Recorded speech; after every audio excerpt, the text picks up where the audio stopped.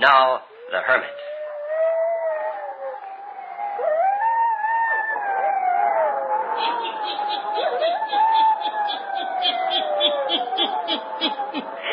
Ghost stories.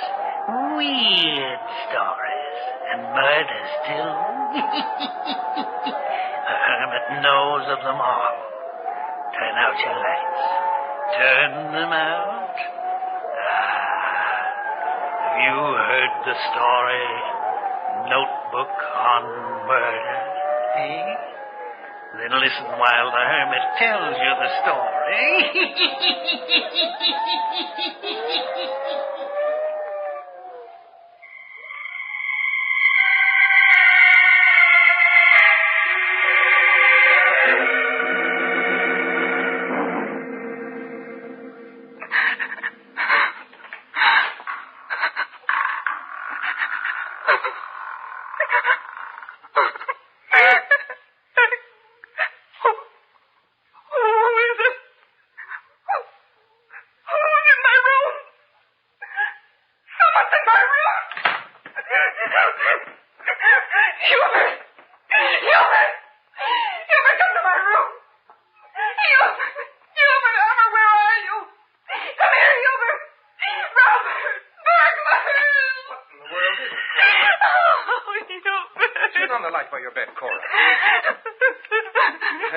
What's all the racket about?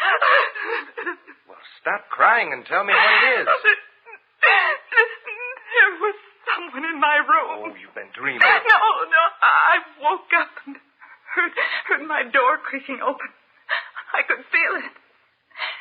There was someone standing in my room. And then I heard them run down the stairs after I called out. Hubert, you've got to go downstairs and look. Well, of course I'll look, but you don't think there's going to be anyone in the house after all your screaming, do you? Oh, Hubert, wait a minute. I'm going with you. You better stay right in bed, Cora. No, I'm afraid. You said you heard someone go downstairs. I know, but I won't stay here alone. All right, come on. I think you just had a nightmare. Oh, no. That's a nice way to wake a guy up out of a sound sleep.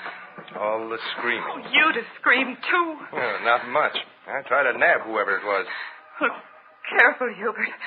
The burglar may have a gun. I can't find the light switch here in the living room. I'll get it. What? Look. The rug is kicked up. Someone was in here. And look. The things on the table have all been disturbed. Yeah. Hubert, where are you going? Well, to look through the house. Oh, wait for me.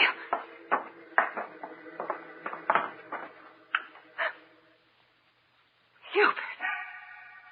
The dining room window. I see it. Well, by George. It came in through the dining room window. Well, it should have been locked. I thought it was. I haven't had these windows open for ages, not since I've been home. Well, I'll be... Where are you going? Why, to phone the police. There sure has been someone in this house.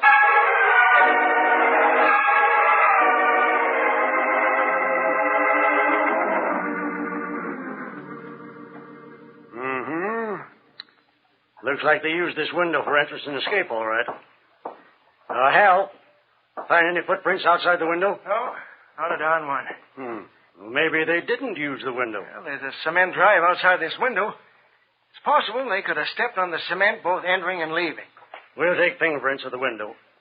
Now, let's see, a few questions. You were the only one who heard the noise, Mrs. Armour? Yes. I heard the door to my bedroom open slowly, then close, and then someone running downstairs. And the first thing you heard? My wife screaming. How far is your room from hers? Just across the hall. Are you a sound sleeper, Mr. Armour? Well, I guess so. I rarely wake up during the night. And you, Mrs. Armour? I don't sleep so well. You see, I've been ill and in the hospital. I'm not well at all. There now, Cora, everything's all right. My wife had a nervous breakdown recently, officer. Oh, I see. Well, just a few more questions, and then we'll let you go back to bed. Any valuables in the house? No valuables exactly. I usually have quite a bit of money on me. Why is that? I don't bank anymore. Cash my salary checks, and what I don't put into bonds, I use to pay bills. How about tonight? Oh, the money's safe in my room. How do you know, Hubert? Oh, silly, I looked when you yelled burglar. Who knows that you carry a good sum of money around with you, Armour? Oh, I don't know. Some of the boys around the office, I guess. I may have mentioned it in the bar. They got those fingerprints, Hal? All set. No, we won't disturb you any more tonight. Obviously, there's no one here now. They didn't get anything this time, and they may not disturb you again. Oh, I hope not. It was awful. My nerves can't stand it. Go back and get a good night's rest. That is, what's left of it. You won't have any visitors again tonight.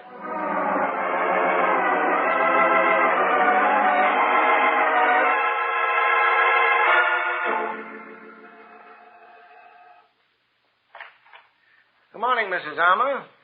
Remember me? Oh, yes. You're one of the policemen who was here last night. Mind if I come in? I'd like to ask you a few questions. No, come in.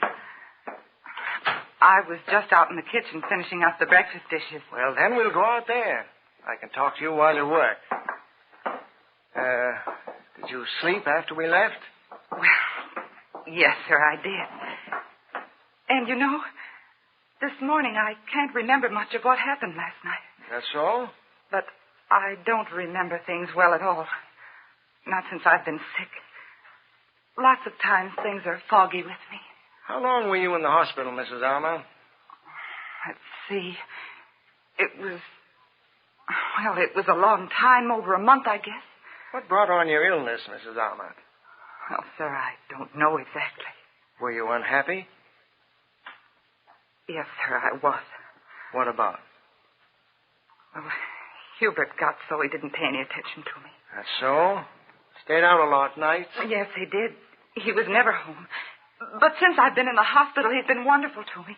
Kind and good and home every night. Oh, came to his senses, did he? Yes, sir. There's been a great change in Hubert. That's good. Yes. I feel like I can get well now. Of course, the burglar coming has upset me. Coming into my room like that and standing there in the darkness.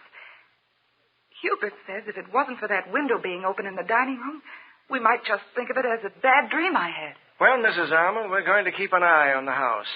And we want you to help us. All right. What do you want me to do? If you see any strange persons hanging around here in the daytime or night, you call the 4th Street station and report it. Now, here's the telephone number. Or anything strange that happens. You remember and tell us. Sure I will. The best I can. You know, it might be a good thing, Mrs. Armour, if you wrote things down in a notebook, as long as you can't recall things very well. Oh, what should I write down? Oh, anything odd that happens. And what's more, Mrs. Armour, you keep this notebook a secret, just between you and me. Think you could do this? Why, sure, I guess so. Not even tell your husband? I could keep it from him. Good. Now, let's see. Suppose you keep these notes under the mattress of your bed. Only you and I will know that they're there. Write down anything you want to, and keep it for me.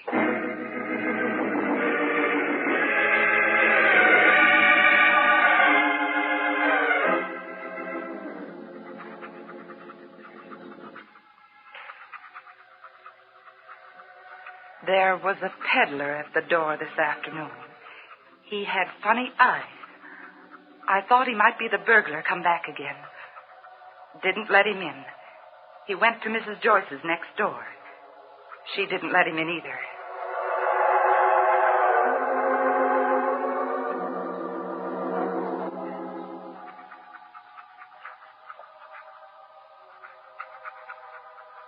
Hubert read to me tonight about a burglary on the south side of town. This burglar got in through a window, too, the basement window. He took money and silverware.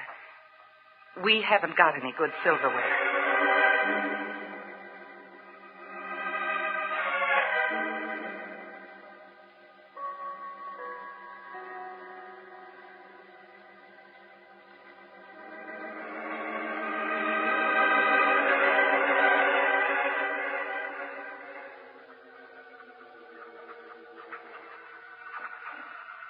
It's 15 minutes to 12, midnight.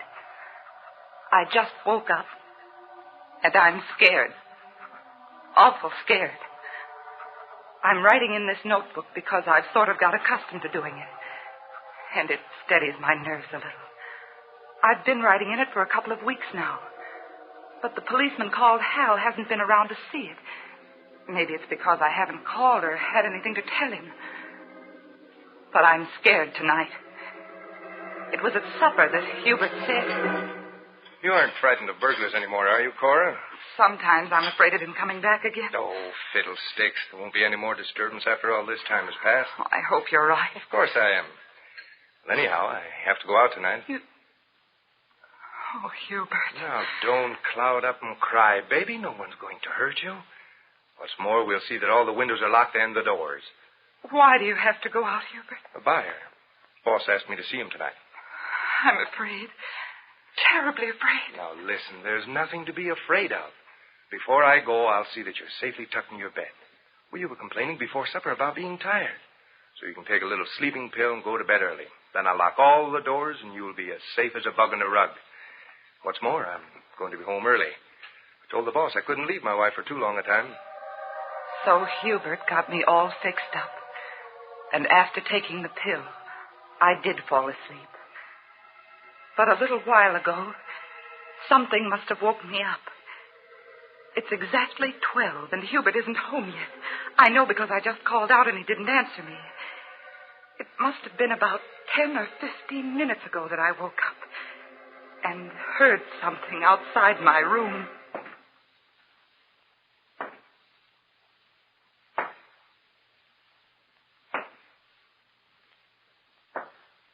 Footsteps. There would be one step, and then a long pause, and then another. For a minute, I was so scared I couldn't even breathe. Somehow, I just seemed to know that whoever was coming down the hall was coming to my room, and for me.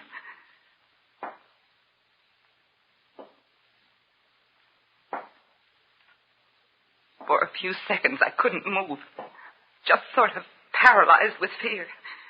And then I got brave enough to reach out and turn on my bed lamp.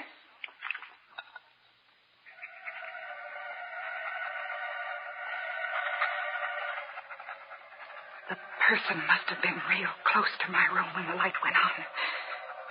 There was one more step. And then they stopped. Officer Hal, as true as I'm writing, they stopped right outside my door. I heard a board creak.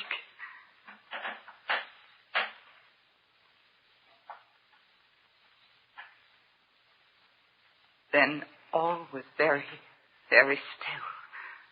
For almost years, it seemed. And then I heard, very quietly, as if someone was tiptoeing, footsteps leaving my room.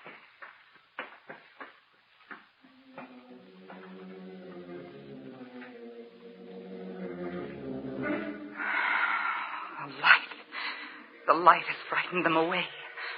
Oh, I'm so certain that it was someone coming for me, but what am I going to do? I'm too truly afraid to go downstairs and phone for the police. I'm going to call out to Hubert again. Hubert? Hubert? No, Hubert isn't home yet. Or perhaps whoever has come into this house has done something to Hubert. Hubert! Hubert!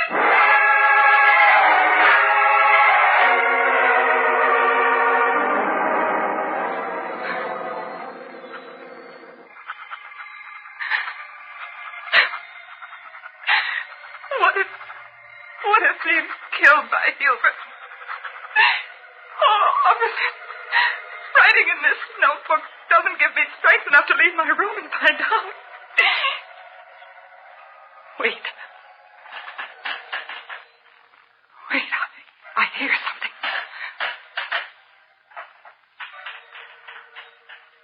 There's someone outside my door. I know it. Someone just moved outside my door. I'm going to hide this notebook under the mattress like you told me to do, and then I shall scream out the window for help.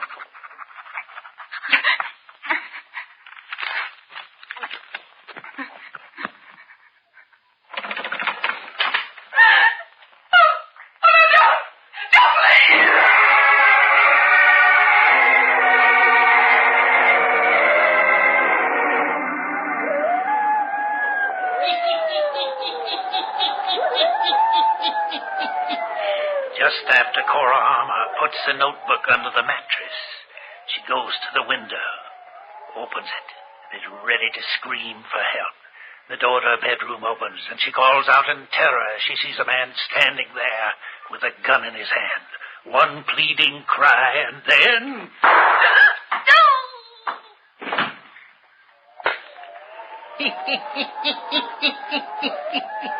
Cora Armour has been shot, murdered. Will the police be able to find her assassin? The Hermit will tell you before the night is done.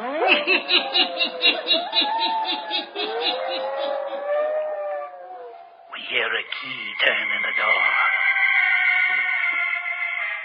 The door unlocks,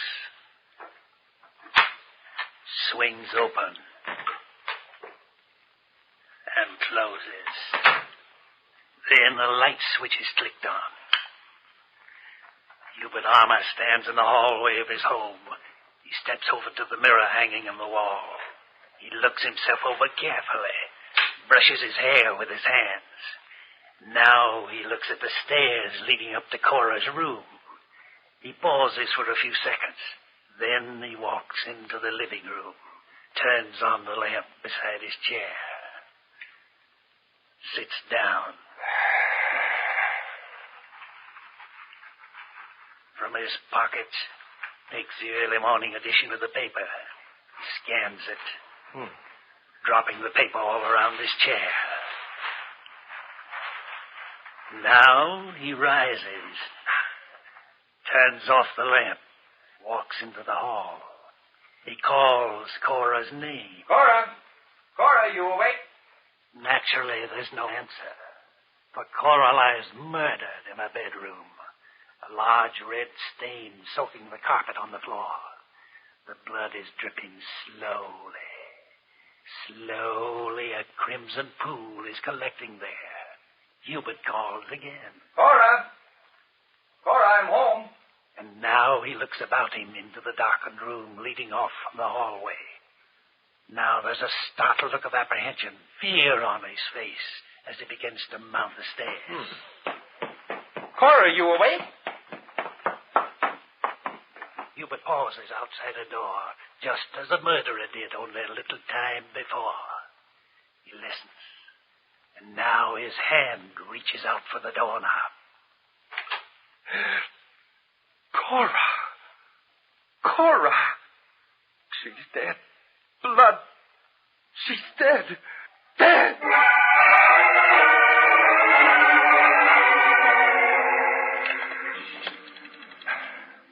Operator, get me police headquarters, please. Hello, police headquarters. This is Hubert Armour, 97864 Crawford Street. Come at once. Hurry, it's my wife. She's been murdered.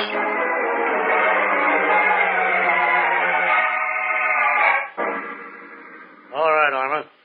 Suppose you tell your story over again, just as you told it before. And you left the house when? At 7:30, officer. And where did you go then? I went directly to the office where I was to meet Mrs. Davis. Was she there when you arrived? Oh, yes, sir. She was waiting in her car outside the office building. And this was approximately at what time? Well, I think it must have been about 8 o'clock. 8 o'clock. Mrs. Davis will be able to verify this? Oh, yes, of course, officer. Well, why are you grilling me so carefully? That isn't going to help us find out who killed my wife. Go on with your story. Well, I suggested to Mrs. Davis that we drop into the Greenbrier Club to discuss her insurance policy, and she agreed. Yeah? Go on.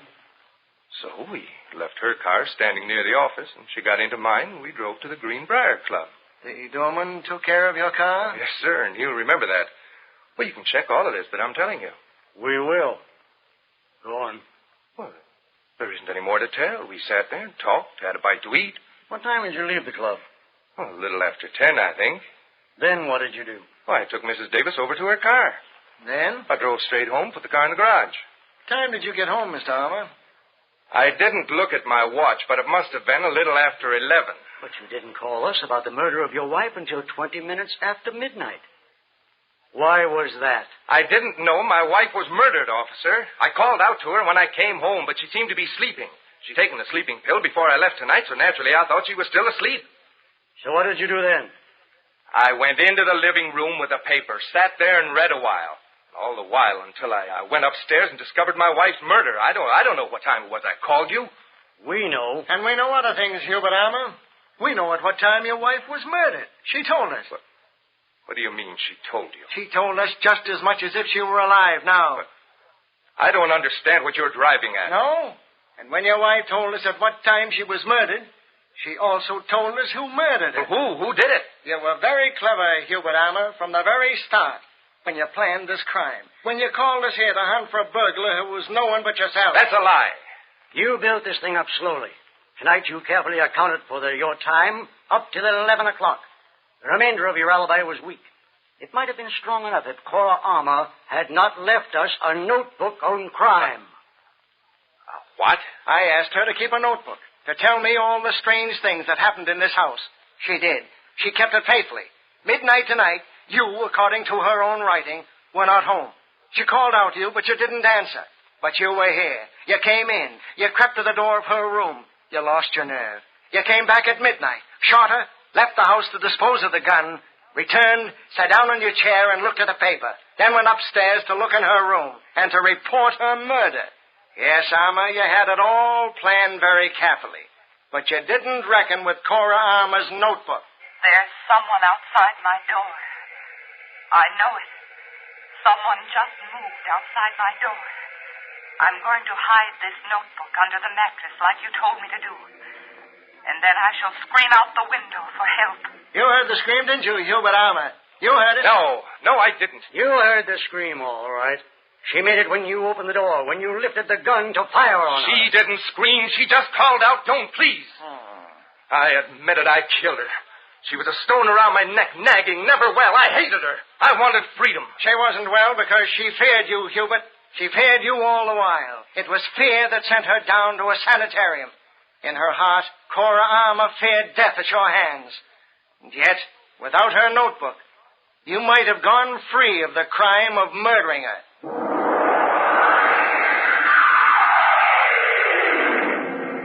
Spooky Ventures is the home for spooky content and spooky merchandise on the web. Check it out today at spookyventures.com. And remember, always keep it spooky.